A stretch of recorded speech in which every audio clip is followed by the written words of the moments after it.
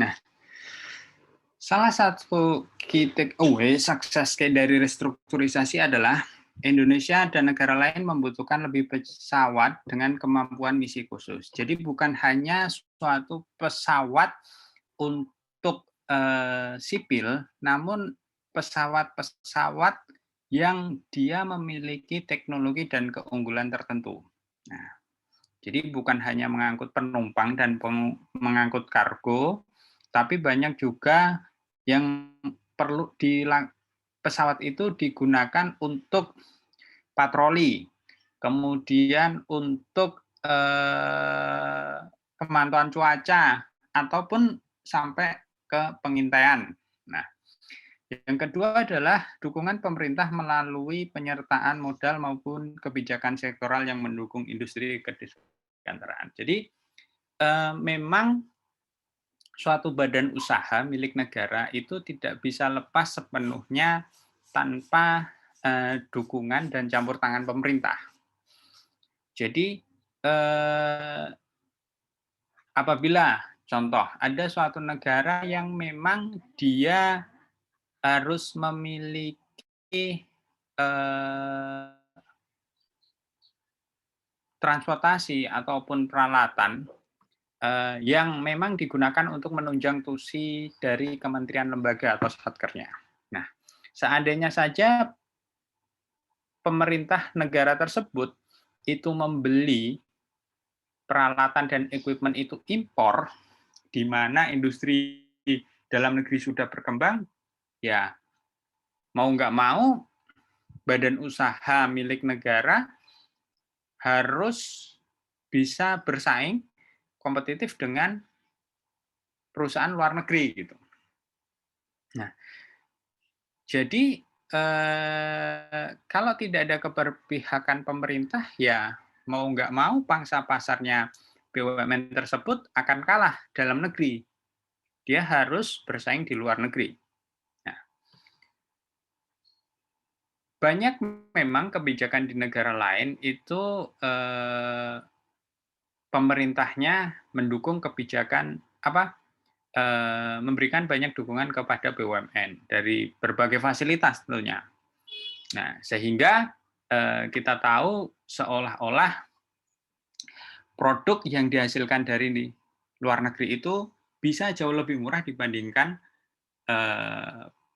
produk yang diproduksi oleh perusahaan di dalam negeri. Nah, memang selain dari sisi kualitas, mungkin juga dari sisi kuantitas juga, sehingga cost dari produk itu bisa ditekan seefisien mungkin.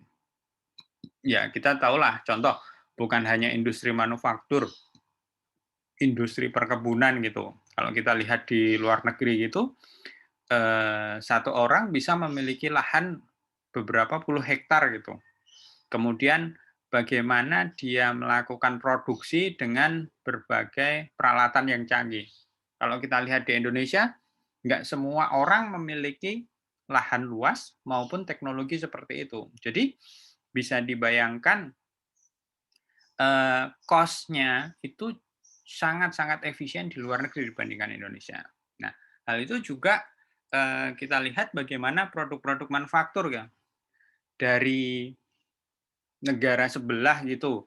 Kalau kita bandingkan dengan barang yang sama itu bisa setengah atau sepertiga bahkan seperempat jauh lebih murah dibandingkan produk yang sejenis di Indonesia. Nah, itu nggak tahu apakah nanti dari sisi kualitas pun juga bisa diperbandingkan gitu. Nah, memang eh, eh, ketergantungan kita juga masih cukup besar, cuma di satu pihak tidak semuanya lini kegiatan produksi maupun pengelolaan pertanian tersebut mendapatkan dukungan penuh dari pemerintah. Nah, jadi yang ketiga adalah adanya kolaborasi, joint venture, buyback, knowledge transfer, dan pelatihan. Nah, kita tahu mungkin kalian baru lahir lah. Kan kalian kelahiran berapa ini? 90-an atau 2000-an? 2000-an, Pak. Oh, 2000-an. Jadi kalian belum lahir. Bagaimana dulu almarhum Presiden B.J. Habibie membangun sebuah pesawat turboprop baling-baling. Kalau kalian belum pernah lihat, kalian bisa lihat Adit Sopo Jarwo tuh. Itu memang suatu fakta bahwa putra-putri terbaik Indonesia yang diketuai oleh almarhum B.J. Habibie itu bisa membangun sebuah pesawat dan itu bisa terbang. Pesawat itu bisa terbang dari Bandung ke Paris. Paris Air Show itu sekitar tahun 90-an. 93 atau 94 itu ada pesawat dari Indonesia yang terbang ke Paris untuk melakukan roadshow. Ada 2 pesawat yang bisa dibuat saat itu, N250 dari memang 4 pesawat yang ditargetkan sebagai prototipe. Nah,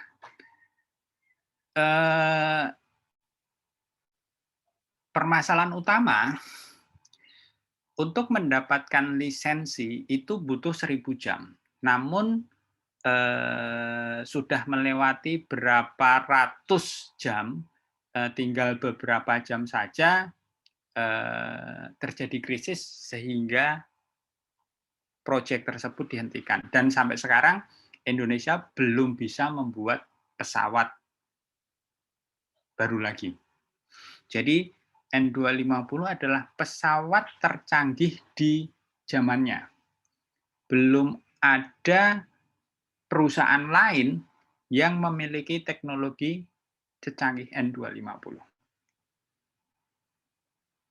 Nah, ya ada faktor lain yang menyebabkan selain dari krisis ekonomi, ada fakta lain sejarah yang mungkin tidak semua pihak tahu. Selain dari krisis ekonomi dan adanya desakan dari IMF, salah satu yang melatar belakangi adalah bahwa setelah N250 itu kan pesawat baling-baling. Jadi almarhum itu sempat menginisiasi sebuah perusahaan pesawat jet. Kalau kalian lihat lagi, ada pesawat N2130. Jadi itu adalah pesawat rekayasa putra-putri terbaik Indonesia setelah N250. Kalau N2150 itu masih berupa konsep. Belum ada prototipenya, jadi mungkin tidak banyak orang yang tahu. N250 pun saya yakin nggak semua kalian tahu gitu. Ya sekarang saat ini tinggal rangka, ya mungkin satu di Museum Mandala di Jogja, satu lagi kurang tahu apakah dua-duanya di Jogja ataukah satu masih di Bandung. Nah cuma ya itulah ya emosionalnya saya juga pada saat tahu N250 jadi terbang dan kemudian akhirnya sekarang menjadi museum. Ya. Saat ini era-era putra-putri terbaik bangsa ya mungkin sudah di atas 50-an sehingga seolah-olah generasinya terputus, tidak bisa melanjutkan bagaimana Indonesia bisa membuat suatu pesawat. Karena seperti yang disampaikan oleh almarhum juga, kalau bikin pesawat saja bisa, insya Allah yang lain pasti bisa. Nah, memang negara-negara adikuasa pada saat itu masih mempunyai posisi yang kuat. Ada kekhawatiran juga kalau seandainya saja suatu negara yang sedang berkembang seperti Indonesia itu bisa membuat pesawat. Ya, bagaimana Airbus dan Boeing nanti akan mendapat saingan baru gitu. Akhirnya proyek tersebut dihentikan. Nah, kalau kalian bisa sambil lihat YouTube lah, N250 bagaimana perasaan pada saat itu tahun 95 terbang perdana diresmikan oleh Presiden yang saya rasa seluruh masyarakat Indonesia senang dan bersyukur bisa membuat pesawat terbang gitu. Yang memang dari awal itu dibikin. Sedangkan pesawat saat ini itu merupakan sebenarnya kolaborasi. Makanya namanya itu berasal dari kode CN. N itu C-nya itu Kasa, N-nya itu Nurtanio gitu. Nurtanio itu adalah asli dari Bandung. Makanya begitu N250 itu benar-benar asli produknya Bandung. Termasuk juga N2130. Saat ini kan pesawat yang diproduksi oleh Bandung itu kan CN, karena memang kolaborasi dengan Kasa Spanyol, CN235, CN295. Baru ada pesawat kecil N219 yang ya insya Allah semoga banyak pesanan dan bisa berkembang ke tahap yang lebih besar lagi. Nah, lanjut. Nah, pada saat proses restrukturisasi ini dimulailah pasca adanya, jadi pada saat itu setelah 95 bisa membangun dan bersiap untuk fase produksi, namun ada krisis ekonomi di 98. Mau nggak mau yang sudah ada wacana di depan bahwa nanti akan memproduksi pesawat akhirnya berhenti. Nah, saat itulah menjadi kacau balau. Bagaimana dengan nasib karyawan, dan akhirnya karena adanya krisis ekonomi juga dan tidak ada kelanjutan proyek, pasti sudah tidak lanjut, banyak karyawan yang di PHK, di layoff, dan itu berdampak pada kinerjanya perusahaan. Utang menumpuk, layoff karyawan, sehingga lanjut. Nah, permasalahannya keenam ini, perusahaan membukukan akumulasi kerugian, utang yang cukup besar, market share terbatas, karena untuk pesawat militer memerlukan persetujuan dari negara, kapabilitas SDM dalam manajemen kapasitas produksi. Jadi setelah itu dihentikan, banyak sumber daya manusia itu yang diambil oleh perusahaan-perusahaan di luar negeri gitu. Ya mau nggak mau mereka ya karena sudah ada kepastian tidak akan melanjutkan proyek, memiliki ilmu kapabilitas, mereka pindahlah ke negara lain gitu. Nah, akhirnya tidak ada pesanan. 2010-2011 masuklah fase restrukturisasi. Mau mencoba memulai kembali dari nol, namun sumber daya sudah usang, perlu upgrade. Perbaikan working capital yang diperlukan cukup besar. Komponen itu bahan baku sebagian masih impor. Jadi kalau kalian lihat badan pesawat itu dari baja khusus. Namun baja khusus tersebut termasuk rangkanya itu belum bisa diproduksi dari dalam negeri. Jadi masih impor. Plat baja-baja yang baja aluminium itu masih impor. Jadi diimpor dari luar negeri, setengah jadi dikirim lagi ke luar negeri. Nah, jadi seolah-olah Indonesia itu hanya meningkatkan value sedikit, baru kemudian dijual lagi. Tidak sampai mengolah raw material itu menjadi barang jadi. Lanjut. Nah, berdasarkan kolaborasi pemerintah dan perusahaan PPA, dibuatlah suatu skenario restrukturisasi. Yang pertama, emergency plan. Yang kedua, restrukturisasi dan stabilisasi. Yang ketiga adalah tahap pengembangan. Nah, emergency plan ini apa? Apa-apa yang harus diselesaikan dulu sehingga dia bisa going concern, bisa settle. Jadi, kalau adanya utang, liabilitasnya cukup besar, ataupun sampai ekuitasnya negatif, maka perusahaan itu nggak bisa ikut tender. Maka sesuai dengan peraturan pemerintah juga sendiri Perpres, suatu perusahaan yang ekuitasnya negatif, dia tidak bisa mengikuti tender. Nah, bagaimana caranya? Oh, diberikan dana restrukturisasi untuk restrukturisasi utang. Kalau sudah ekuitasnya positif, maka bisa ikuti tender. Karena beda ya antara tender dengan penugasan. Kalau tender itu bersaing secara fair wajar, kalau penugasan ya langsung dari pemerintah kepada BUMN. Nah, setelah proses emergency plan itu diperlukan dana dihitung sekitar 675 miliar. Dana dari pemerintah melalui PPA. Dana tersebut digunakan untuk restrukturisasi utang dan working capital. Terus termasuk juga utang-utang itu dilakukan konversi, namanya debt to equity swap.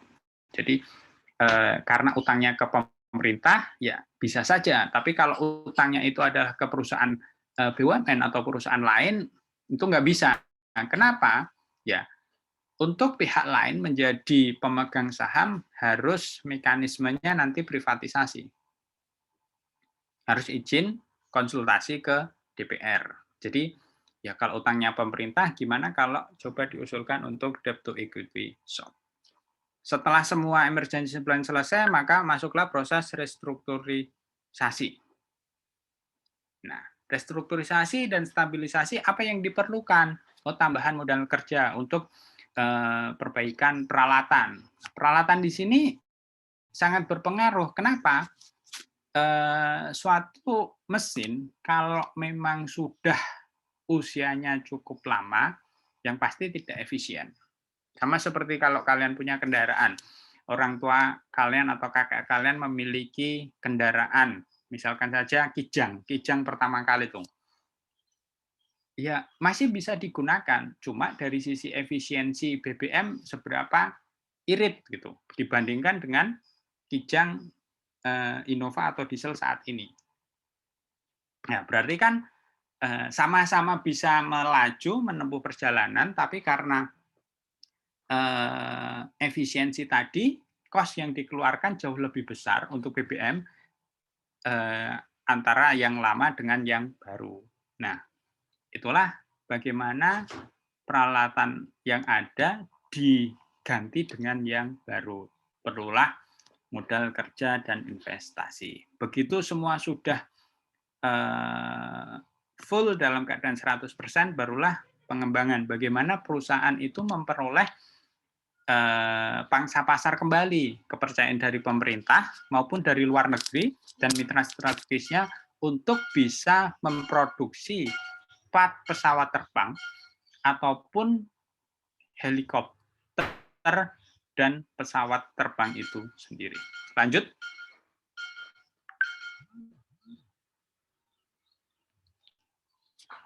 Nah, dari sebelum saya lanjutkan, silahkan kalau ada pertanyaan, ingin klarifikasi lebih lanjut.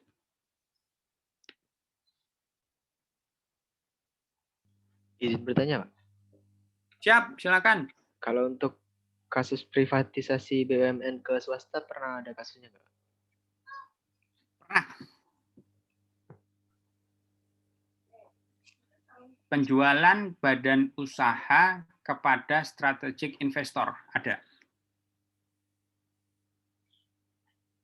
Itu untuk perusahaan yang oligopoli atau perusahaan biasa?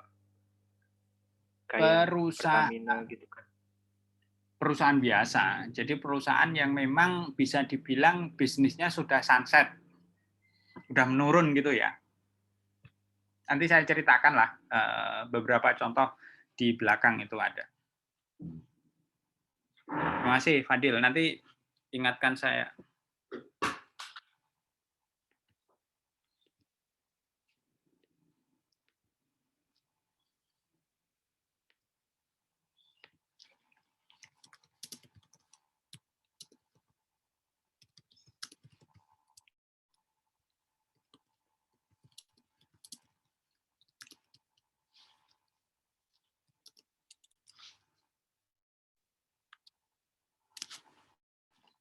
Yang lain?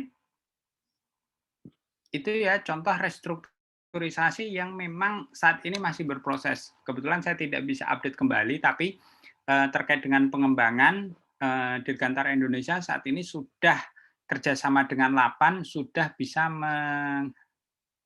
membuat prototipe N219. Jadi pesawat baling-baling dengan kapasitas 19 orang. Sudah diresmikan dan kalau nggak salah lisensi sedang coba dikejar. Jadi kan untuk dapat lisensi itu kan butuh berapa jam terbang ya. Nah itu kalau nggak salah sedang dilakukan. Jadi kalau lisensi sudah dapat nanti fase produksi.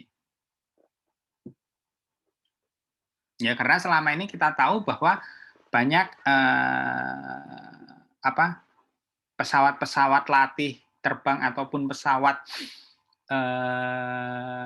antar daerah, antar pulau itu masih didominasi pesawat impor ya. Kasa seperti itu. Yang memang mungkin seharusnya Indonesia bisa membuatnya. Pesawatnya ya, cuma kalau dari sisi mesinnya mungkin masih impor. Ya mungkin hanya pesawatnya saja. Mungkin kalau dari kontrolnya bisa jadi ya sebagian lah TKDN-nya berapa. Oke, Pak. Izin bertanya lagi, Pak. Ya. Kalau pembuatan pesawat tadi kan kata Bapak nilai tambahnya tuh sedikit karena beberapa komponen itu masih impor. Bukannya biasanya kalau produksi itu secara jangka panjang nanti ada anak perusahaannya Pak untuk membuat komponen tersebut, Pak. Jadi gini Mas, yang selama ini dilakukan oleh Dirgantara Indonesia itu adalah merakit pesawat. Jadi merakit helikopter, bukan membuat jadi. Kecuali N250 dan N219. Makanya kodenya kan N. Kalau N itu berarti mungkin hanya bagian tertentu, bukan berwujud pesawat yang diimpor. Mungkin hanya mesinnya saja. Mesin diimpor, lainnya dibuat di Indonesia. Kemudian dirakit di Dirgantara. Nah, begitu CN235 itu adalah Kasa Nurtanio, itu sebagian itu adalah produknya Kasa Spanyol, yang kemudian saya kurang tahu berapa sih komponennya Kasa, berapa komponennya Nurtanio, tapi itu sepakat bahwa kalau nanti pasar Asia yang menjual itu adalah Dirgantara Indonesia. Nah, di situ mesin disuplai, part disuplai, kemudian di Indonesia dirakit. Memang ada yang memang part itu dibuat oleh Dirgantara Indonesia, ya meskipun dengan perusahaan-perusahaan lokal lainnya. Nah, di situ memang mau nggak mau karena itu adalah seolah-olah GV, maka kita nggak maksimal. Beda dengan N250 dengan N219. Nah, yang nilai tambah tadi, jadi Dirgantara Indonesia itu juga memperoleh pekerjaan dari, saya lupa, Boeing atau Airbus untuk membuat bagian dari sayap. Jadi ada part bagian dari sayap itu memang yang bikin hanya Dirgantara Indonesia. Jadi Dirgantara Indonesia itu supplier part ke Boeing atau Airbus. Nah, permasalahannya bahan mentah untuk membuat part tersebut adalah impor. Jadi impor plat. Berapa ukurannya di situ, dikirim ke Indonesia, dibuat oleh Dirgantara, diekspor kembali gitu. Nah, itu nilai tambahnya ya dari plat menjadi part yang belum menjadi sebuah pesawat. Nah, itu tadi.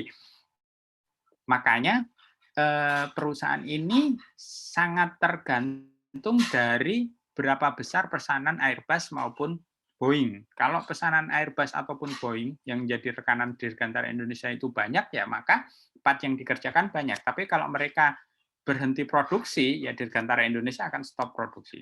Berbeda dengan kalau Dirgantara Indonesia membangun sendiri sebuah pesawat. Kalau membangun sendiri, mau nggak mau ya dia menyiapkan, mengimpor beberapa part, kemudian merakit, jadilah pesawat yang dijual. Kalau itu jelas value-nya jauh lebih tinggi. Maksud saya demikian.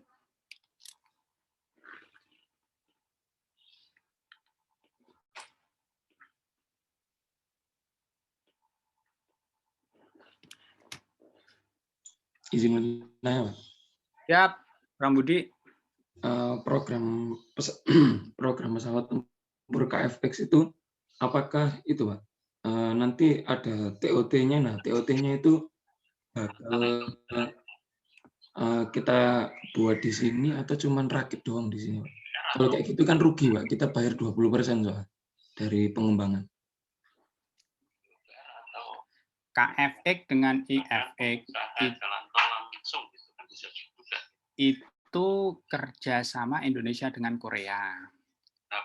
Jadi ada transfer teknologi dari pemerintah Korea ke Indonesia. Nah, nantinya porsinya sendiri-sendiri. Jadi saat ini kan masih riset itu, Mas. Jadi 80 Korea, 20% Indonesia. Nanti sebenarnya keuntungan bagi Indonesia karena dengan riset yang 20% kita bisa memiliki teknologi yang bisa membuat pesawat. Bayangkan kalau Indonesia harus melakukan riset sebesar 100%. Nah, tinggal bagaimana apakah riset itu bisa berhasil atau tidak. Karena teknologi 4,5 mendekati 5 dari pesawat itu kan cukup rumit ya. Dia mengeluarkan uang itu dapat apa, Pak? Nah, saya nggak tahu detailnya. Tapi kalau pemikiran saya sih sebetulnya itu bisa aja aset itu dikuasai oleh Elman, habis itu tetapkan statusnya ke atau alih status ke KLX. Sebetulnya bisa juga sederhana itu. Gitu, Mas Pak Budi. Iya, Pak. Ya, kami nanti menanyakan hal itu. Kalau kayak gitu kan kita bakal ketinggalan jauh, Pak. Soalnya sekarang kan udah masuk ke generasi ke-6, Pak. Ya, kalau kita generasi ke-6, kalau kita harus beli gimana? Jauh lebih mahal kan? Itu permasalahannya. Apakah kita mau tetap membeli pesawat saja? Kalau kita mau beli teknologi generasi ke-6, ya berapa besar biaya yang harus kita keluarkan gitu loh. Itu pasti ada perhitungannya sendiri kan, dari negara-negara yang mungkin tidak besar gitu, ya kalau kita harus membeli pasti jauh lebih mahal. Bagaimana kalau kita bekerja sama untuk bisa membangun teknologi, ya minimal mendekatilah generasi terbaru. Sama seperti ginilah, antara Apple dengan Intel. Saat ini, dulu iPhone itu masih pakai chipsetnya, yang dianggap anu ya, Pak, ya, MacBook itu dan masih jangan pakai chipsetnya Intel gitu. Android, Pak, ya, apa gimana, Pak? Iya, hanya itu ada. Apa yang terbaru dibeli gitu. Tapi kemudian kalau seperti ini terus, ya kita nggak bisa maksimal. Akhirnya mencobalah membuat chipset sendiri kan. Meskipun itu udah sama-sama raksasa teknologi gitu. Kalau Elman sekarang kan dia di bawah pembiayaan kan. Sifat-sifat kontrol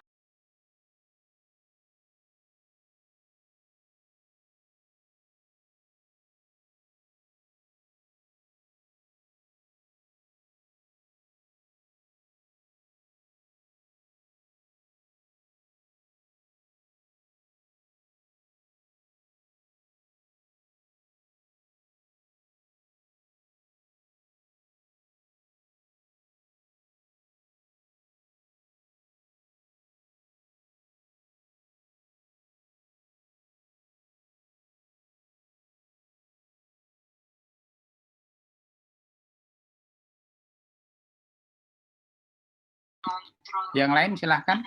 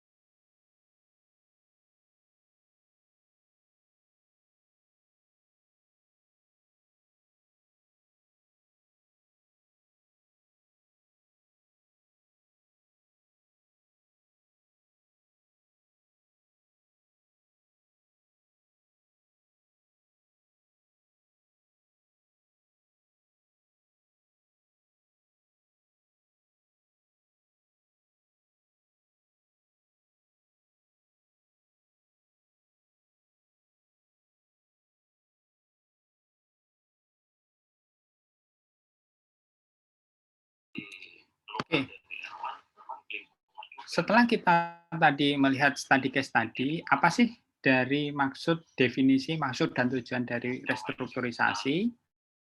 Nah, sesuai dengan Undang-Undang 19 tahun 2003, restrukturisasi didefinisikan sebagai upaya yang dilakukan dalam rangka penyehatan BUMN yang merupakan salah satu langkah strategis untuk memperbaiki kondisi internal perusahaan guna memperbaiki kinerja dan meningkatkan nilai perusahaan. Jadi, memperbaiki kondisi guna memperbaiki kinerja dan meningkatkan nilai perusahaan. Maksudnya adalah menyehatkan BUMN agar dapat beroperasi secara efisien, transparan, dan profesional. Ya, kita ketahui banyak perusahaan yang memang tidak efisien. Kenapa? Agensi problem kemarin itu bahwa ada agensi kos yang untuk kepentingan pihak-pihak tertentu gitu. Sehingga kalau kita mau compare akan ada efisiensi.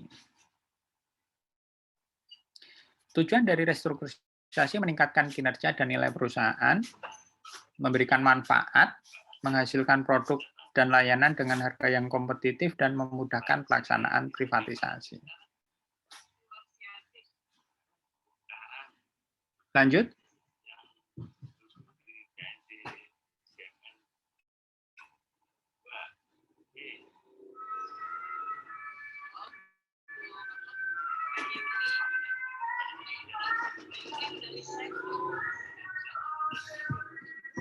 Sebagaimana mandat yang diberikan oleh MPR, pemerintah berkewajiban untuk menyehatkan badan usaha, terutama yang usahanya berkaitan dengan kepentingan umum.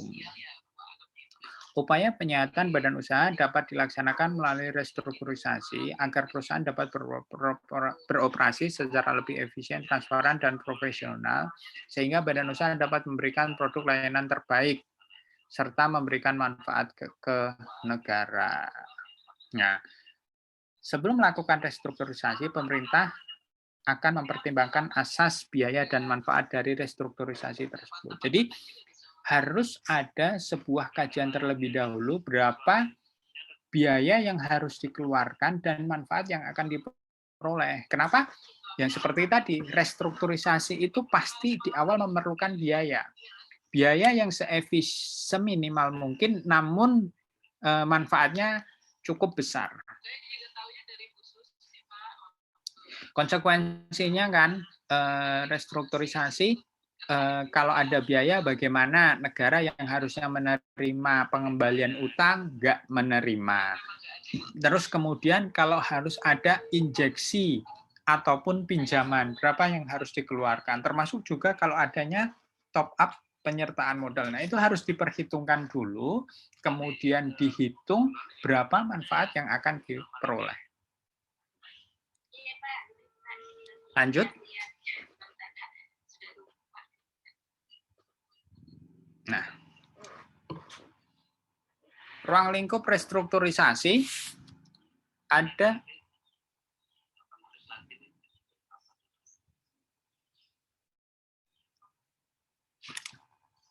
sebentar ya.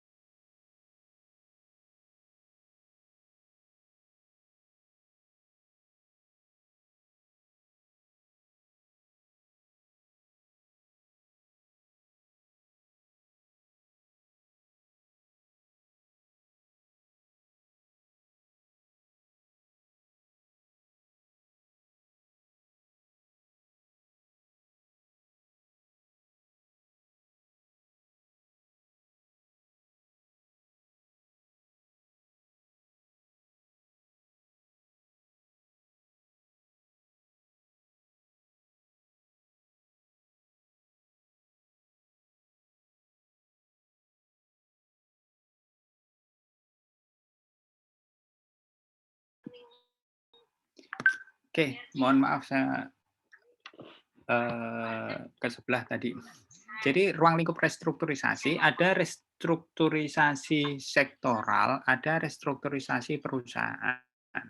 Nah, restrukturisasi sektoral itu pelaksanaannya disesuaikan dengan kebijakan sektor dan atau ketentuan peraturan perundang-undangan. Jadi misalkan saja nih ada kebijakan terkait dengan kesehatan.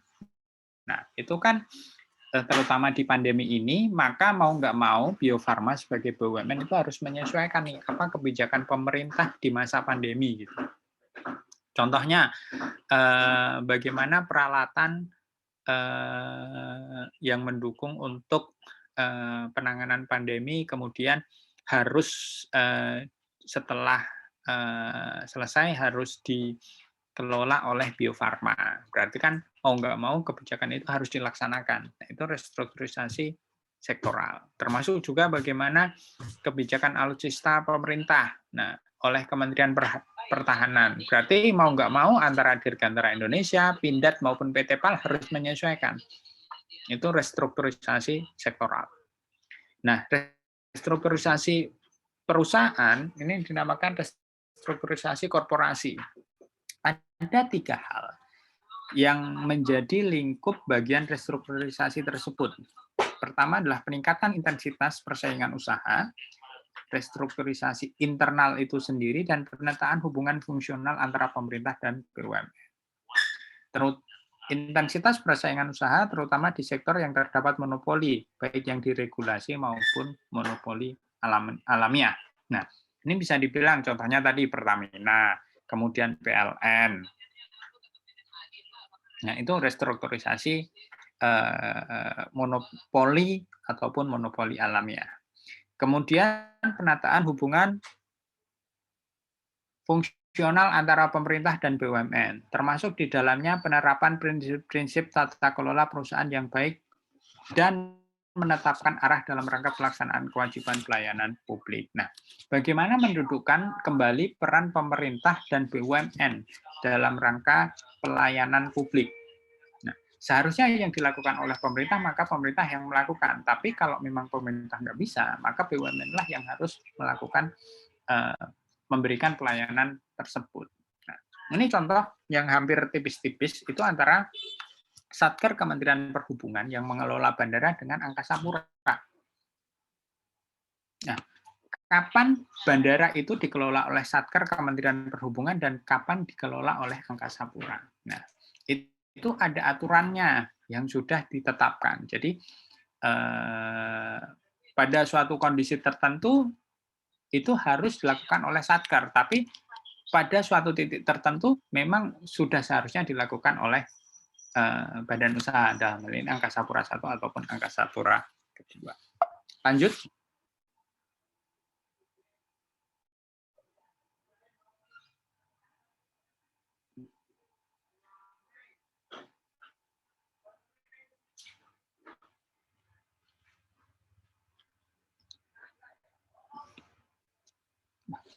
Ini udah tadi, lanjut.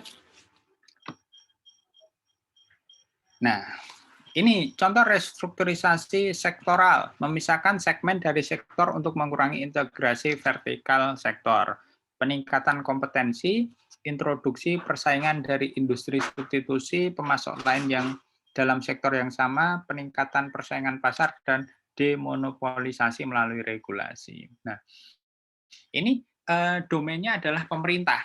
Apakah pemerintah masih akan mempertahankan monopoli terkait dengan distribusi BBM? Kita lihat dulu distribusi BBM itu hanya oleh Pertamina. Namun seiring berjalannya waktu, yang bisa mendistribusikan BBM bukan lagi Pertamina. Kita lihat sekarang banyak Vivo. Kemudian ada Shell. Kemudian dulu ada apa yang dari Belanda tuh? BP. Kemudian ada lagi yang sekarang sudah gulung tikar, Petronas. Cuma kembali tetap masih ada regulasi yang mengatur bahwa pada saat distribusi tersebut nggak boleh ada premium yang dijual, hanya Pertamina yang bisa menjual. Tapi sekarang kebijakan bahwa premium sudah digantikan Pertalite, maka ya seolah-olah hampir sama lah kebijakannya terkait dengan distribusi. Sekarang ada lagi AKR itu kan yang mau bikin distribusi. Kalau kalian lihat di Pantura gitu sudah ada pom bensinnya AKR gitu. Tapi kalau di Jakarta, Jabodetabek mungkin kalian masih belum lihat pom bensinnya milik AKR. AKR dari dulu memang sudah distribusi selain dari Pertamina untuk wilayah-wilayah tertentu. Nah, itu salah satu kebijakan regulasi dari pemerintah. Nah, saat ini transportasi melalui kereta api masih dipegang monopoli oleh KAI. Kita ketahui tidak semua rel itu miliknya KAI. Rel itu miliknya pemerintah yang membangun pemerintah gitu. Nah, apakah kondisi ini akan dipertahankan? Kita belum tahu. Suatu saat bisa saja rel itu tetap milik pemerintah, tapi keretanya itu bisa saja milik swasta dan KAI bersaing kompetitif di situ. Jadi nanti sistem sewanya adalah sewa terhadap rel tersebut kan. Nah, mau nggak mau kalau mau naik perjalanan darat menggunakan rel melewati gunung, desa dan sebagainya, itu mau nggak mau harus naik keretanya KAI karena belum ada swasta yang masuk gitu.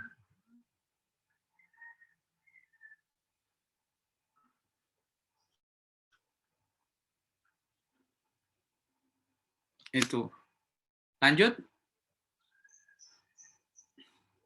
Nah, restrukturisasi internal tadi bagian dari restrukturisasi korporasi, dari organisasi dan manajemen.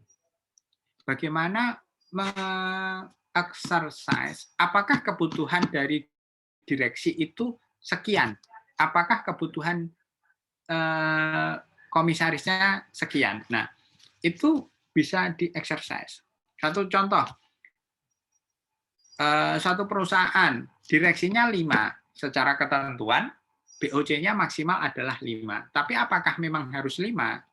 Bisakah 3 atau 4 saja? Nah, itu salah satu bentuk restrukturisasi internal. Termasuk kemarin salah satu kasusnya BUMN. Karena keadaan kurang bagus kinerjanya, ada beberapa komisaris yang mengundurkan diri gitu kan. Nah, itu salah satu bentuk kepedulian terhadap restrukturisasi internal. Ya, silakan Chandra. Nah, kemudian dari sisi keuangan. Nah, tentunya kalau levelnya RUPS itu sebatas direksi dan BOC dan BOD. Begitu ke bawahnya VP, Kadif, manajer. Nah, itu merupakan tanggung jawab dari direksi. Apakah harus melakukan layoff, menambah, atau zero growth. Itu tergantung dari kebijakan direksinya. Keuangan. Nah, keuangan di sini adalah cukup banyak melalui skema restrukturisasi utang. Bagaimana perusahaan mengajukan restrukturisasi. Contohnya kemarin kasus Jiwasraya. Bagaimana perusahaan membuat proposal restrukturisasi sehingga menunda pembayaran yang seharusnya jatuh tempo dengan diskon dan sebagainya. Itu salah satu juga restrukturisasi dari keuangan. Kemudian bagaimana untuk menambah sumber dana untuk working capital, apakah harus melakukan penjualan divisi atau asetnya. Itu juga salah satu restrukturisasi. Termasuk juga keputusan apakah mengusulkan pembagian dividen atau menahan laba sebagai laba ditahan. Itu juga salah satu bentuk restrukturisasi internal. Meskipun keputusan untuk pembayaran dividen sendiri ditetapkan oleh RUPS, tapi boleh saja direksi itu punya standing position terkait dengan hal tersebut. Nah, ini dari sisi keuangan. Dari sisi operasional, nah, tadi penjualan aset, anak perusahaan, akuisisi, divestasi, dan konsolidasi. Ini aksi korporasi sebagaimana dimaksudkan PP 33 tahun 2005 maupun PP 45 33 maaf 43 tahun 2005 maupun 45 tahun 2005 itu juga bisa diterapkan. Apakah akan mengakuisisi perusahaan yang dalam line bisnis yang sama, hulu ke hilirnya dikonsolidasikan, ataukah justru melepas bisnis yang tidak terkait gitu. Itu juga salah satu bentuk restrukturisasi internal. Nah, yang lainnya adalah sistem prosedur. Bagaimana proses bisnis yang secepat mungkin, seefisien mungkin. Informasi teknologi yang digunakan adalah canggih, sehingga dengan adanya kecanggihan teknologi akan mengurangi adanya interupsi gangguan dari luar. Nah, bagaimana misalkan saja suatu sistem informasi di perbankan yang nggak begitu bagus, bagaimana nanti kalau disusupin malware, maka potensi risikonya cukup besar dari sisi transaksi tidak bisa diproses, kemudian adanya potensi kehilangan dana nasabah. Nah, itu yang perlu diantisipasi. Kalau bisa kita lihat, maka capital expenditure untuk informasi teknologi itu cukup besar bagi perusahaan perbankan. Karena apa? Ya, untuk keamanan dan untuk kelancaran aktivitas transaksi bagi nasabahnya. Lanjut. Nah, tujuan dari restrukturisasi itu bukan hanya ke shareholder, tapi juga termasuk employee-nya, customer-nya, produksinya, pengembangannya, maupun proyek tertentu. Jadi bukan hanya melihat ke atas, tapi juga melihat ke samping dan juga melihat ke bawah. Itu yang harus diingat. Belum tentu ke bawah itu akan seia sekata apabila kita lihat ke atas. Contoh, kebijakan dividen. Kalau melihat tidak membayarkan dividen, maka dari sisi perusahaan atau ke bawah mungkin akan bagus. Kenapa?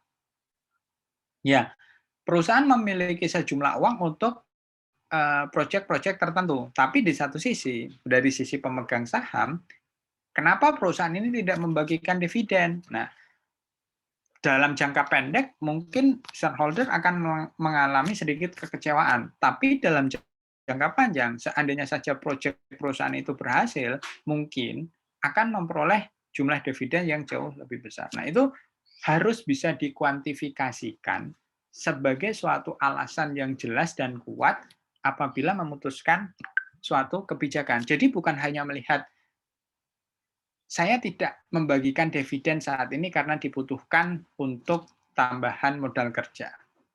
N-nya dari proyek tersebut apa? Itu harus bisa dikuantifikasi. Dalam 2 tahun ke depan proyek ini selesai, akan berkontribusi kepada pendapatan sebesar sekian persen. Konsekuensinya pendapatan bertambah, laba akan meningkat, maka dividen yang akan saya bayarkan juga akan bertambah menjadi sekian. Nah, itu harus bisa disampaikan dalam kerangka yang luas, meskipun itu masih proyeksi.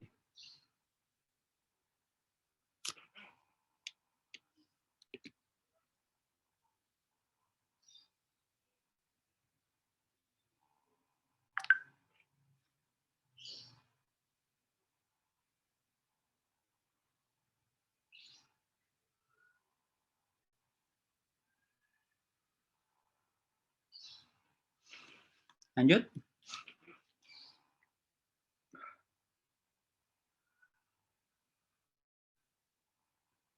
Nah, ini pedoman restrukturisasi. Ini adalah arahan Bu Menteri Keuangan terkait dengan restrukturisasi. Jadi kita harus memperhatikan tahapannya. Jadi mungkin bertahap manajemen sumber daya manusia, kemudian operasional, proses bisnis, dan restrukturisasi keuangan. Kemudian restrukturisasi itu sebaiknya tidak parsial, tapi menyeluruh. Apa yang bisa direstrak dilakukan restrak. Yang paling penting adalah keuangan. Jadi tanpa adanya restrukturisasi keuangan, mungkin permasalahan itu tidak akan bisa diselesaikan. Jadi, harus adanya opsi injeksi modal selain tadi dari debt to equity swap. Nah, prosesnya juga harus terukur. Kapan restrukturisasi ini selesai? Apakah 1 tahun, 2 tahun, ataukah sekian tahun? Seperti itu. Sehingga ada kepastian baik dari tadi stakeholder-nya maupun dari sisi perusahaannya. Lanjut. Nah, ini contoh restrukturisasi dari MNA, restrukturisasi karyawan, izin usaha, progres PKPU. Kalau kita lihat saat ini, Merpati itu hidup tak mau, mati pun enggan.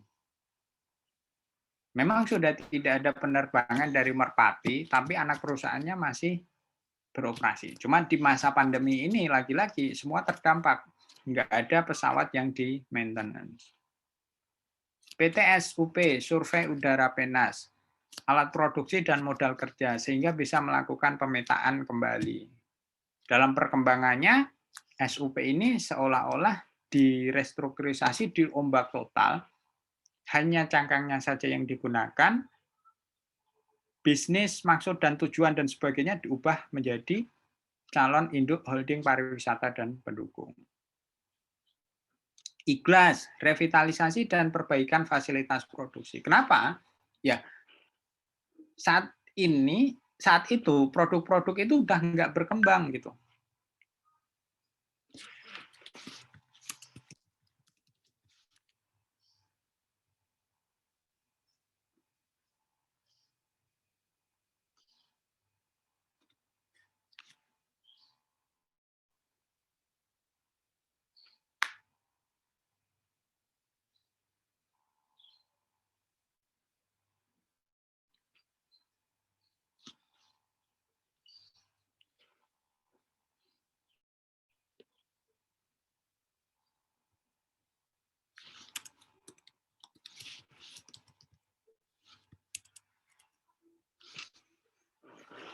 ISN, Industri Sandang Nusantara. Ini karena masalah karyawan dan pengembangan aset non-produktif. Jadi banyak aset ISN itu yang tidak produktif. Dirgantara adalah restrukturisasi utang, IKI utang, leces, kewajiban dan PKPU, Barata, Boma, Bisma Indra itu technical assistant. Bagaimana ini lebih ke probisnya perusahaan. Lanjut. Nah, sampai di sini restrukturisasi ada pertanyaan? Silahkan. Aduh. Izin bertanya, Pak. Silahkan, Komang. Terkait pedoman restrukturisasi tadi, kan ada 3 tahap tuh. Saya masih bingung kenapa boleh nggak kayak langsung loncat ke tahap 3 gitu, langsung ke restrukturisasi keuangan. Kenapa Coba harus bertahap gitu, Pak? mundur. Slide-nya mundur. Nah, gini, kalau restrukturisasi keuangan langsung, kita tahu apakah ini permasalahan. Seandainya saja ada oknum yang bermain di situ gitu. Sedangkan kita langsung habis masuk ke restrukturisasi keuangan tanpa restrukturisasi SDM, ya mungkin akan ibarat pepatah menggarami lautan gitu. Kasih uang ya habis lagi gitu. Jadi kita harus pastikan dulu bahwa memang SDM-nya di situ kompeten. Agensi cost-nya itu tidak besar. Meskipun ada tapi bisa di maintenance gitu. Jadi dia begitu khawatirnya gini ya. Kalau kita langsung ke keuangan tanpa ada restrukturisasi manajemen dan SDM misalkan saja direksinya masih sama, maka begitu dikasih uang atau utang, maka bisa jadi proyek itu akan diberikan kepada yang memiliki afiliasi yang akhirnya berujung sama gitu. Makanya itu dipastikan dulu bahwa SDM di situ adalah kompeten, memahami proses bisnisnya, dan yang penting adalah diketahui integritasnya. Baik Pak, kalau langsung ke tahap 2 nih misalnya Pak, ke restrukturisasi operasional dan proses bisnis perusahaan. Itu efeknya gimana Pak? Kalau tadi kan kalau yang ketiga tuh kan yang tadi Bapak bilang. Nah, kalau yang tahap kedua tuh gimana efeknya?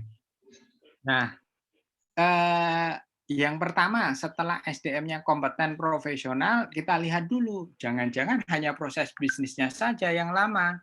Bukan, nggak perlu harus uang. Karena begitu uang itu kan harus ke pemegang saham gitu.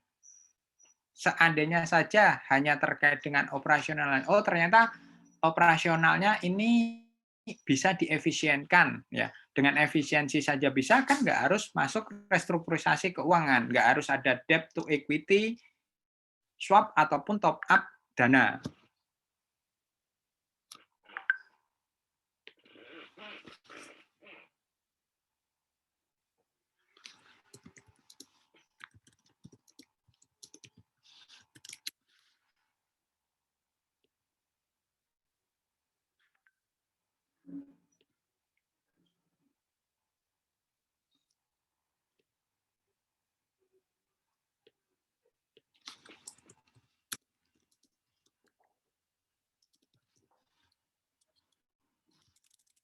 Begitu Mas Komang.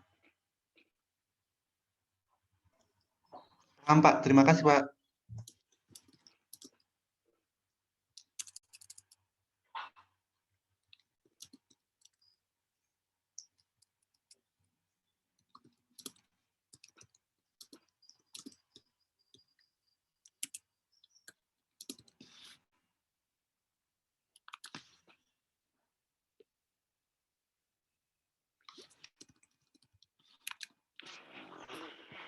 Nah, lainnya?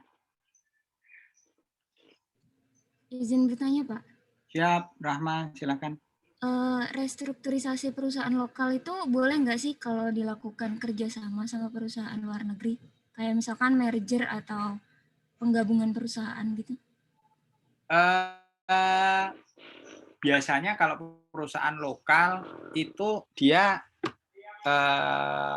tergantung ya skala usahanya besaran mana gitu. Kalau perusahaan survei gitu biasanya dia diakuisisi oleh perusahaan luar negeri. SEG gitu apa ya SEG. Perusahaan-perusahaan survei di luar negeri itu biar bisa dia berbisnis di Indonesia, maka dia mengakuisisi perusahaan-perusahaan di Indonesia daripada dia harus membuat perusahaan baru di Indonesia. Itu mekanismenya. Tapi kalau perusahaan kita mau memperluas pangsa pasar di luar negeri, kita bisa mengakuisisi perusahaan di luar negeri. Contoh, Semen Indonesia itu kan mau mengakuisisi perusahaan semen di Vietnam. Seperti itu. Jadi bisa-bisa saja dalam rangka restrukturisasi untuk meningkatkan kapasitas perusahaan, pangsa pasar, kita akuisisi pabrik semen di luar negeri. Gitu. Ini konteksnya tergantung masing-masing perusahaan. Nah, sah-sah saja juga seandainya perusahaan luar negeri itu yang mengakuisisi perusahaan di Indonesia karena untuk memperluas pangsa pasar di Indonesia. Namun, ada koridor ketentuan peraturan perundang-undangan yang harus dipatuhi. Baik, Pak. Terima kasih. Terima kasih.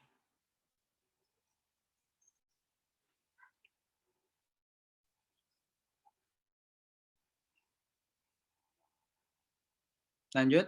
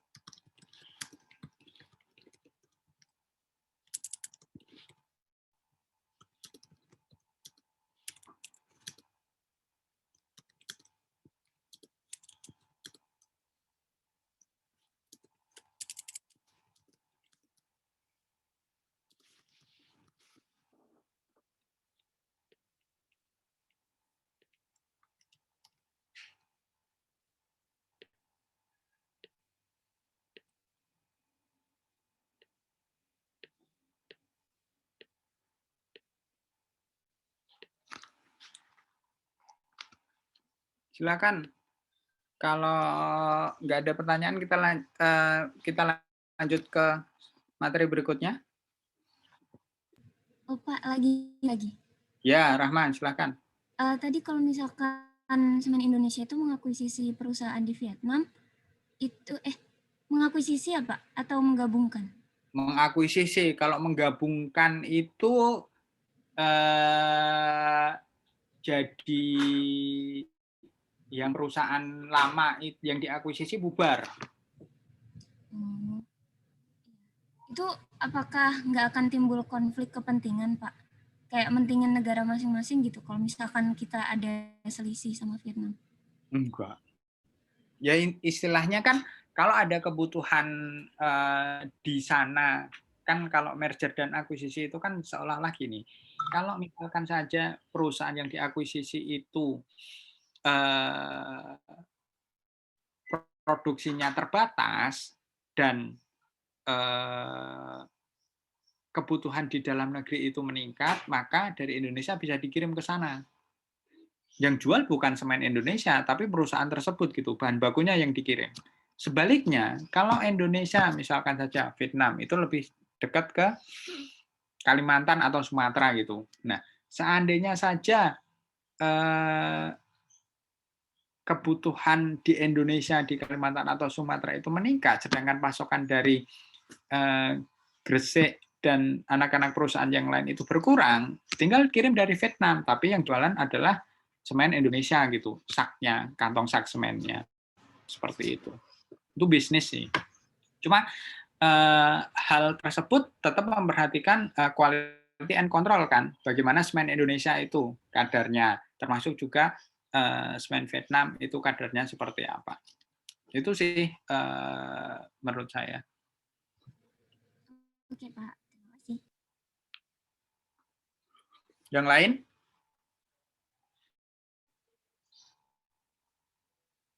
Kalau merger itu biasanya adalah yang satu bubar tanpa likuidasi.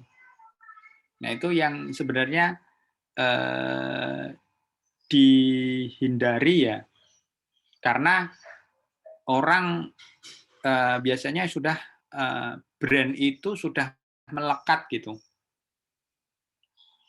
Kalau semen ya apa? Semen Gresik gitu. Kalau motor ya Honda. Padahal Honda itu salah satu merek kan. Pompa air apa? Sanyo. Ya, udah melekat.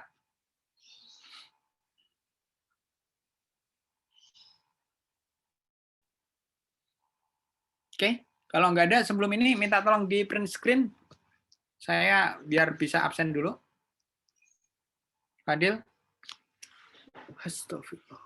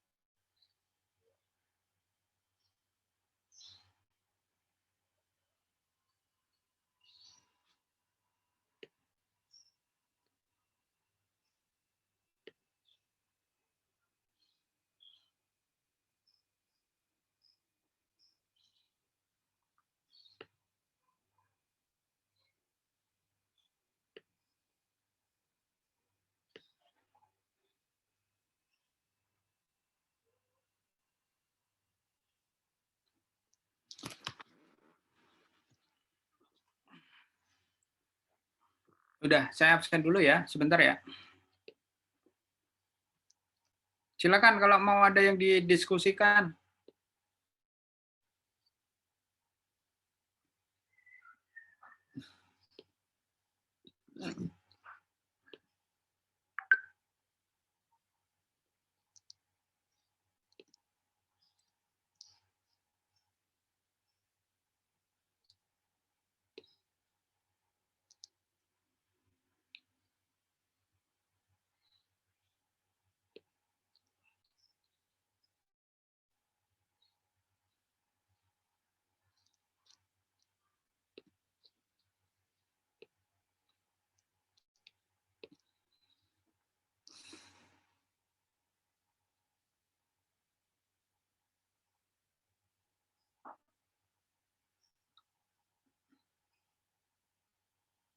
Kita sampai jam 10.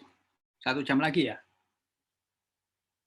Kok cepat banget ya.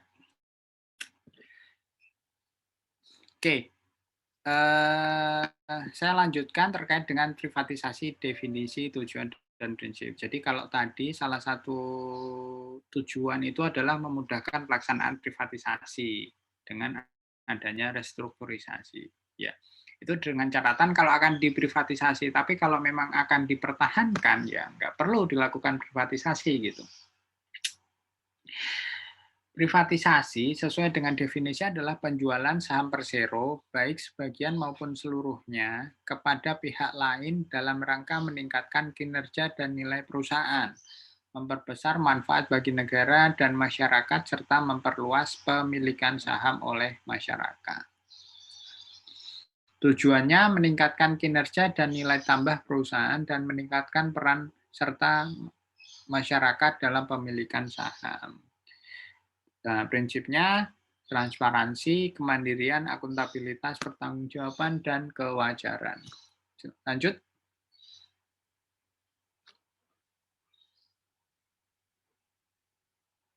Nah,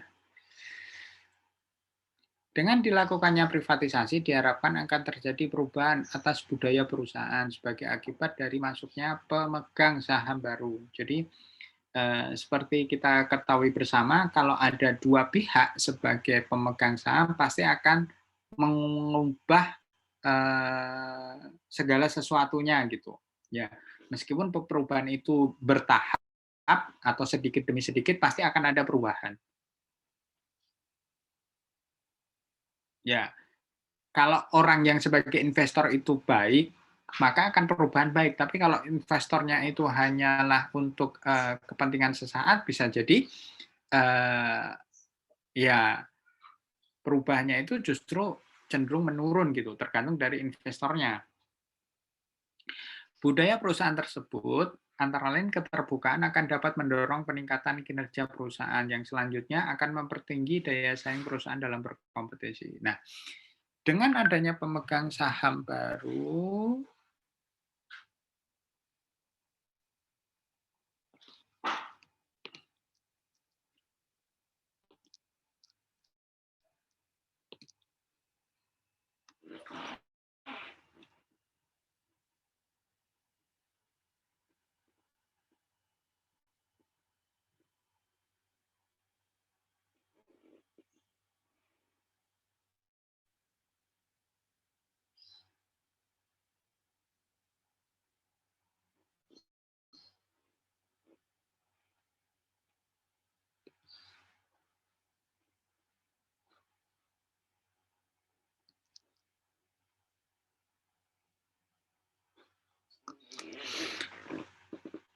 keterbukaan. Kenapa? Konsekuensinya kalau ada pemegang saham lain, dia perusahaan terbuka, bisa saja ada pemegang saham lain tapi bukan perusahaan terbuka ya. Tapi jadi selain negara ada perusahaan lain sebagai pemegang saham. Itu mungkin ya masih bisa 2 atau 3 pihak. Tapi kalau perusahaan itu adalah masyarakat luas, ketentuan OJK itu berlaku. Jadi perusahaan harus transparan, harus terbuka terkait dengan kondisi yang dihadapi oleh perusahaan. Bisa dibilang sedikit demi sedikit harus ada keterbukaan informasi yang disampaikan gitu. ada perubahan direksi lapor, ada perubahan komisaris lapor, ada rencana penjualan aset lapor, ada rencana perolehan pinjaman lapor. Nah, itulah keterbukaan. Lapor itu bukan hanya lapor, tapi harus ada dasarnya. Saya mau pinjam buat apa gitu. Buat project A, return-nya sekian. Begitu nanti perusahaan akan beralih, udah dapat pinjaman tapi bukan buat project A, nah itu harus dilaporkan kembali gitu. Nah, itu yang antara lain prinsip keterbukaan dalam entitas perusahaan yang dia bersifat sebagai emiten. Maksud dan tujuan privatisasi pada dasarnya adalah meningkatkan peran Persero dalam upaya meningkatkan kesejahteraan umum dengan memperluas kepemilikan masyarakat atas Persero. Dalam pelaksanaan privatisasi sejauh mungkin perlu diupayakan agar tidak terjadi PHK. Ini konteksnya seandainya saja strategic sale, jadi perusahaan yang memang tidak lagi diperlukan oleh negara dijual kepada swasta, nah diharapkan karyawan tersebutnya tidak di PHK. Jadi tetap going concern perusahaan tersebut. Cuma ya lagi-lagi ini tergantung kepada pemegang saham. Setelah beralih, terserah kebijakan pemegang saham. Negara sudah tidak bisa mengontrol kembali.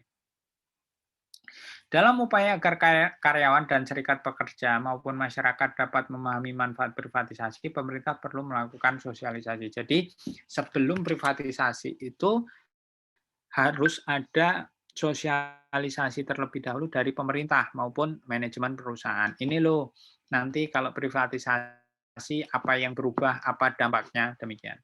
Lanjut. Nah, ini lebih mudahnya maksud dari privatisasi memperluas kepemilikan, efisiensi produktivitas, struktur keuangan dan manajemen keuangan yang lebih baik, struktur industri yang sehat dan kompetitif, menciptakan Persero yang berdaya saing dan menumbuhkan iklim usaha ekonomi merakung dan kapasitas pasar. Nah, ini secara luas maksud dari privatisasi. Cuma nggak semua maksud dari privatisasi ini pasti akan ada dalam suatu BUMN yang diprivatisasi. Lanjut. Nah, manfaatnya ada 3 kategori besar terkait dengan manfaat. Dari sisi negara, ya yang pastinya dengan adanya BUMN masuk sebagai emiten akan memperkuat pasar modal. Kalau saham negara yang dijual akan sebagai sumber APBN, penerimaan kembali pembiayaan. Kemudian ada perbaikan iklim investasi. Kenapa? Dengan adanya investor masuk ke suatu perusahaan, maka dipastikan ada proyek yang baru. Nah, proyek yang baru berarti ada investasi akan menggerakkan perekonomian. Termasuk juga nanti dampaknya pengembangan sektor real. Seperti itu. Jadi tidak negara secara langsung, tapi melalui badan usaha. Dari sisi Perseronya, dengan adanya privatisasi, karena asas keterbukaan, mempercepat penerapan tata kelola perusahaan yang baik. Agensi cost itu, agensi problem akan semakin berkurang. Kalau saham Persero yang dijual, sumber dana baru untuk pertumbuhan perusahaan. Jadi tanpa harus berutang. Cost-nya bisa dibilang kalau nanti akan bayar dividen. Kalau privatisasi melalui strategic sale, ada pengembangan pasar, alih teknologi, dan networking.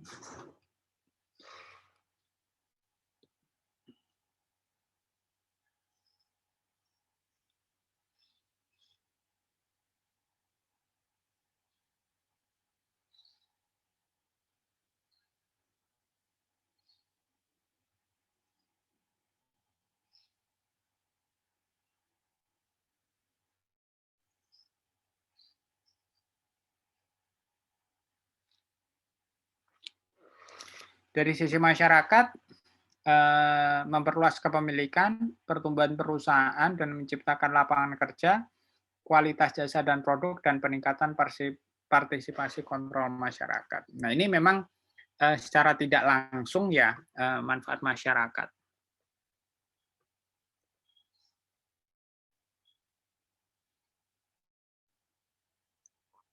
Lanjut. Nah, apa itu yang dapat diprivatisasi? Jadi yang pasti BUMN yang dapat diprivatisasi adalah Persero. Perum nggak bisa diprivatisasi ya, jadi khusus Persero. Nah, Persero pun itu adalah yang memenuhi kriteria industri, aktor sektor usahanya kompetitif, dan industri sektor usahanya yang unsur teknologinya cepat berubah. Nah, contoh perbankan, itu teknologinya cepat berubah.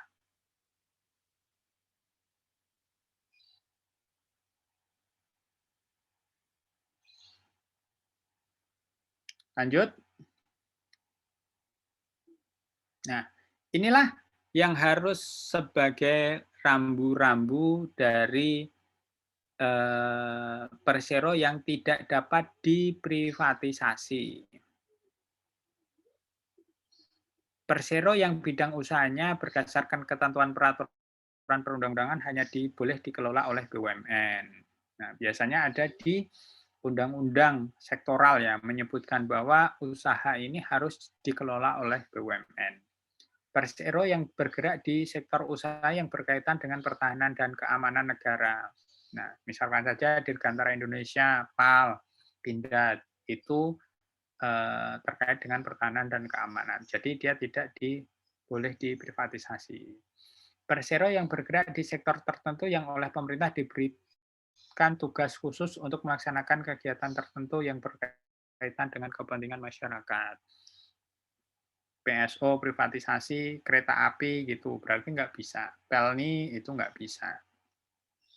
Persero yang bergerak di bidang usaha sumber daya alam yang secara tegas berdasarkan ketentuan peraturan perundang-undangan dilarang untuk diprivatisasi. Nah, ini susah mendefinisikannya apakah Pertamina sebagai bidang usaha sumber daya alam adalah masuk kategori ini. Gitu. Memang tidak ada rincian masing-masing terkait dengan 4 kategori ini, tapi tadi yang saya sampaikan kira-kira lah. Jelas kalau sektor pertahanan dan keamanan BUMN itu ya Pindad, PAL, sama PTDI gitu. Saat ini demikian. Kalau nantinya ada suatu narasi baru, kebijakan baru itu tidak terkait, ya bisa saja diprivatisasi. Lanjut. Nah, ini metode privatisasi.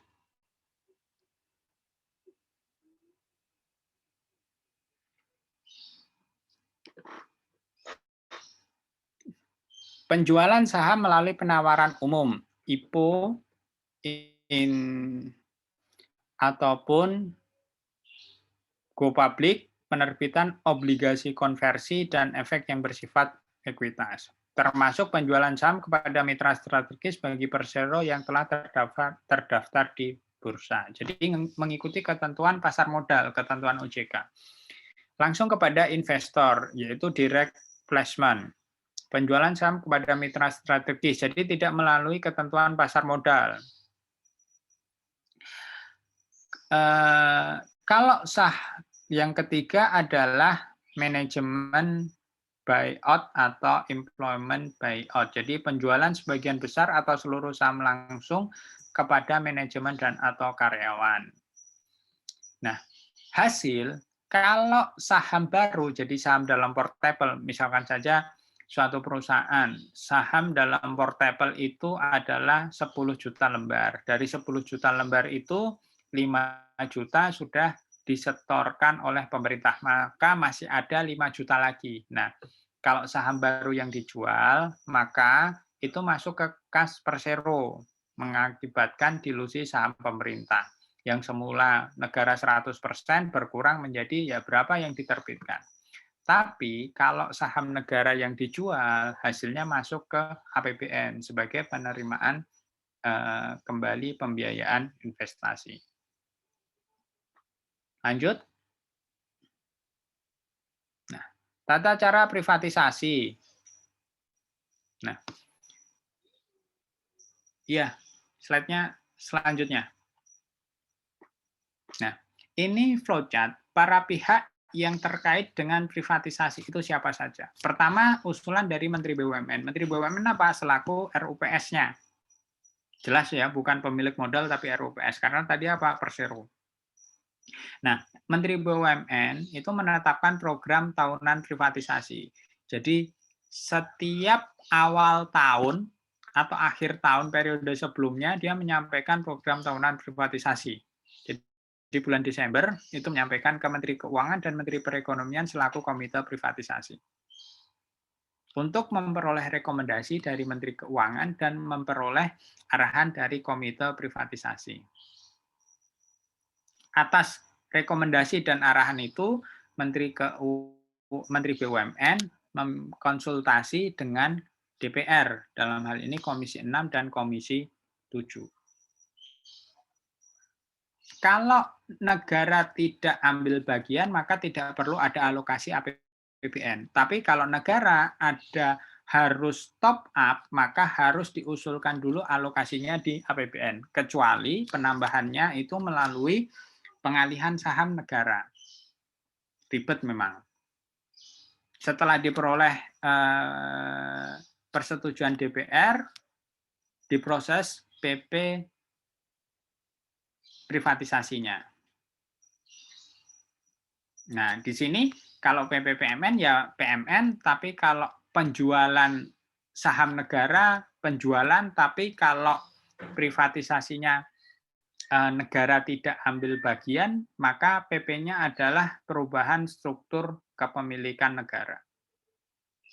Setelah PP terbit, barulah privatisasi itu dilaksanakan. Harus ada financial advisor, lembaga penunjang, dan sebagainya. Nah, itu menjadi bahasan tersendiri yang tidak harus kalian pelajari. Karena cukup banyak, ada KAP, ada FA, ada penjamin emisi, ada KJPP, ada konsultan hukum. Nah, itu harus satu paket yang harus disiapkan oleh perusahaan untuk bisa melakukan privatisasi. Lanjut.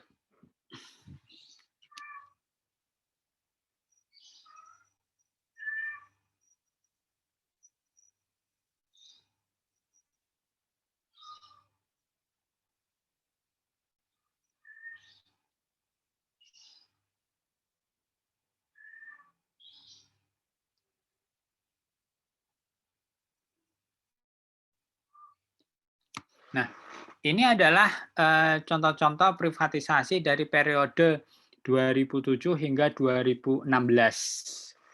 Jadi dalam domainnya DJKN ini ya, sebelum DJKN sudah ada privatisasi badan usaha di 2003, 2004, dan periode sebelum Undang-Undang 19 tahun 2003.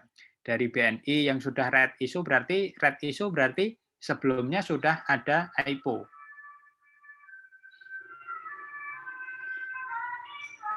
Kita lihat di sini PT PP IPO, di sini ada PT PP lagi 2016. Berarti di sini adalah red issue. Nah, strategic sell di sini adalah tadi contoh yang menjadi pertanyaan, apakah ada dijual ke swasta? Ada, kertas Blabag Interrupt itu dijual. Cuma sekarang nasibnya sudah nggak tahu nih.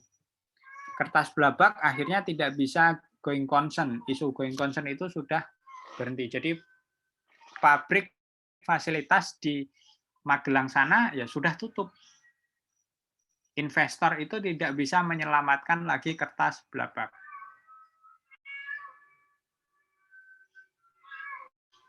Tapi kalau perusahaan-perusahaan besar, ya kita masih lihat lah. Ya meskipun kayak Garuda Indonesia, saat ini setelah IPO 2011, kondisinya juga masih tidak bisa meloncat lebih tinggi gitu ya. Menjadi lebih baik.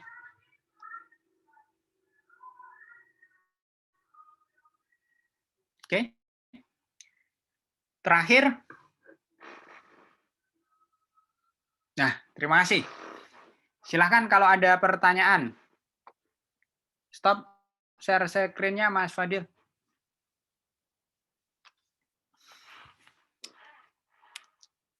Pak mau nanya. Ya, Mada. Itu tadi prinsip kemandirian di privatisasi itu gimana maksudnya, Pak? Jadi prinsip kemandirian sesuai dengan PP 33, kalian buka PP 33.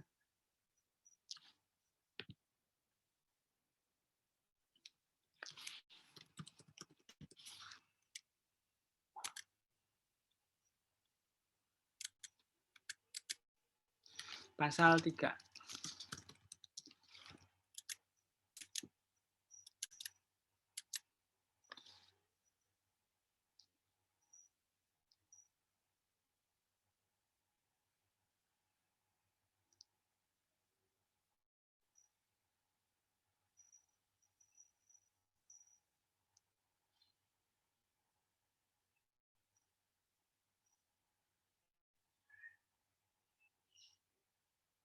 Enggak ada ya.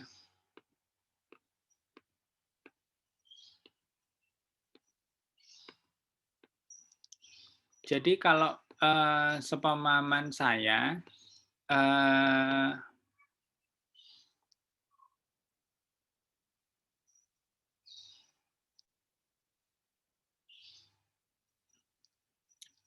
kemandirian privatisasi. Pertanyaan bagus itu.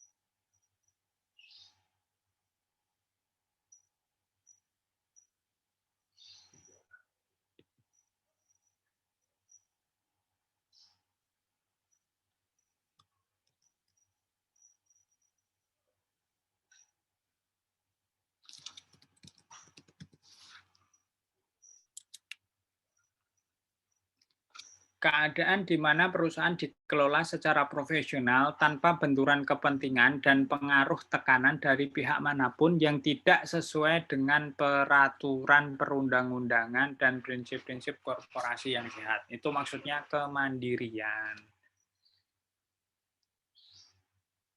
Itu prinsip good governance ya. Jadi salah satu tujuan privatisasi adalah percepatan penerapan GCG. Nah, itulah yang coba diambil dalam prinsip privatisasi. Dengan adanya privatisasi, maka diharapkan GCG itu akan semakin cepat diterapkan pada entitas BUMN. Kenapa? Ya tadi, yang melakukan pengawasan itu bukan hanya satu orang. Jadi akan ada banyak orang, dalam artian stakeholder gitu. Jadi bukan hanya satu pemegang saham ataupun kreditor gitu sebagai pemegang obligasi. Nah, dengan adanya kemandirian tersebut, maka perusahaan diharapkan secara profesional. Jadi bukan hanya untuk kepentingan agen saja atau pihak-pihak tertentu. Itu Komang. Jadi kita ambil prinsip yang ada di GCG yang coba diterapkan dalam konteksnya privatisasi.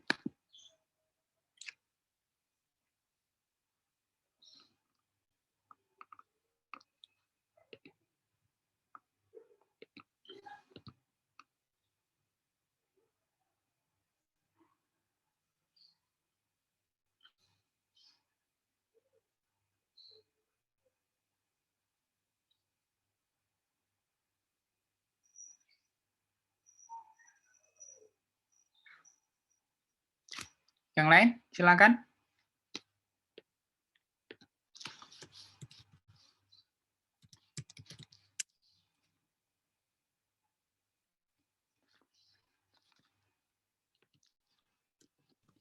Izin bertanya, Pak. Siap, Fadil. Kan misalnya kalau restrukturisasi ke utang gitu kan, itu berarti mempengaruhi ke apa? Kreditornya, Pak. Itu dampaknya gimana, Pak? Restrukturisasi utang. Nah, restrukturisasi utang itu biasanya dan direstrak menjadi debt to equity swap adalah miliknya pemerintah. Tapi kalau restrukturisasi utang yang lainnya itu sebatas reconditioning ataupun rescheduling. Jadi misalkan saja BUMN punya utang ke Fadil. Fadil kan adalah pihak swasta nih. Maka nggak akan mungkin ada proposal Fadil debt to equity swap. Tapi hanya permohonannya reschedule ya, yang harusnya mulai tahun depan bayar mundur 1 tahun lagi. Atau enggak bunganya karena sekarang lagi pandemi yang semula 5% turun ya jadi 4%, seperti itu. Itu restrukturisasi. Nah, Fadil sebagai kreditor pasti akan melihat, ya daripada saya enggak terima apapun, ya saya pertimbangkanlah, saya setujui proposal restrukturisasinya. Seperti itu. Karena nggak ada opsi Fadil akan sebagai pemegang saham. Karena apa? Swasta gitu. Kecuali nanti masuknya adalah privatisasi.